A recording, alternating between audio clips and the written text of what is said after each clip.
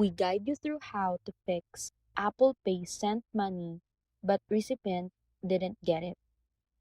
First thing you need to do is check the transaction status in the wallet app to see if the payment is marked as pending, completed, or reversed, because pending payments can take time to process.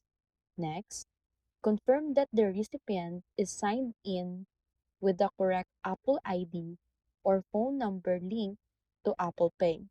Then, check your internet connection and make sure Apple Pay services are not experiencing delays.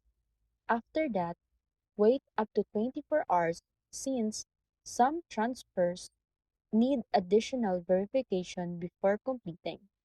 And if the money is still not received, contact your bank to confirm the transfer wasn't reversed or held, then reach out to Apple support with the transaction details to trace the payment. So that's it.